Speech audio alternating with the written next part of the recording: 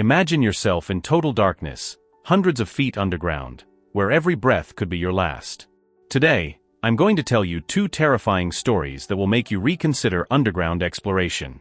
These tragic events have forever marked the global caving community, revealing unsuspected dangers lurking in the depths of our planet. On May 11, 1996, an experienced team of 11 cavers accompanied by safety experts ventured into the depths of Midnight Creek Cave in California. This mysterious cave had been closed to the public since 1984, sealed off by the authorities due to dangerous concentrations of hydrogen sulfide in its groundwater. This deadly gas can kill in a matter of minutes. The team was there to analyze these toxic gases and assess whether the cave could be reopened to the public. But what should have been a routine mission turned into a nightmare for one of them. The explorers had split into small groups to navigate the treacherous passages of the cave. Richard, Colin O'Neill, Kurt, and Renee formed the rear team, slowly making their way through the damp, slippery tunnels. They had set up sophisticated gas detectors to continuously monitor the levels of hydrogen sulfide in the air. Each member methodically tested the water for dangerous chemicals, particularly sulfur compounds. Safety experts inspected every crack, looking for signs of instability in the rock structure.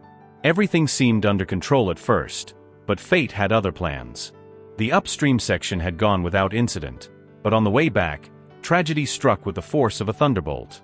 Richard, who was leading the group, stepped onto what appeared to be stable ground, rock covered with slippery moss. Suddenly, he lost his balance and disappeared into a narrow vertical shaft carved into the stream bed. His carbide lamp flickered and then went out as he fell. The shaft was only 3 feet in diameter, barely wide enough for Richard's body. He landed on his feet, but his torso twisted unnaturally and his head plunged beneath the surface of the icy water. The force of the impact had wedged him tightly in place, his legs pinned upward and his chest pressed against the rock walls. The icy current surged around him, filling his nose and mouth with numbing water. Panicked, he stretched his neck upward, desperately trying to create an air pocket to breathe. The ever-present threat of hydrogen sulfide added a terrifying dimension to his situation. The gas could quickly poison him if he didn't find a way out soon. For a few agonizing seconds, he didn't know if anyone had seen him fall. The thought of being alone in this suffocating position sent a rush of adrenaline through his body. His head felt as if it were being crushed underwater by an invisible hand. Every attempt to keep his head above water required excruciating effort, his muscles trembling under the strain. The icy water was relentless, and every drop that seeped into his nose made him cough and choke. The position was beginning to take its toll, nausea rising as his stomach twisted painfully. Above him, Colin O'Neill had witnessed the fall and reacted instinctively, heading toward the shaft to help his friend. In his haste, Colin underestimated the slippery nature of the rock and slipped himself, plunging into the shaft.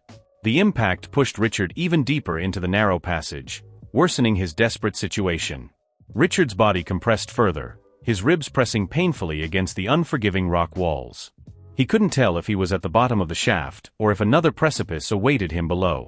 Fear and claustrophobia overwhelmed him as the thought of hydrogen sulfide poisoning haunted his mind. Colin struggled to free himself and called for help. Renee and Kurt, alarmed by the commotion, rushed to the scene. With assistance, Renee managed to pull Colin out of the well, but Richard remained trapped.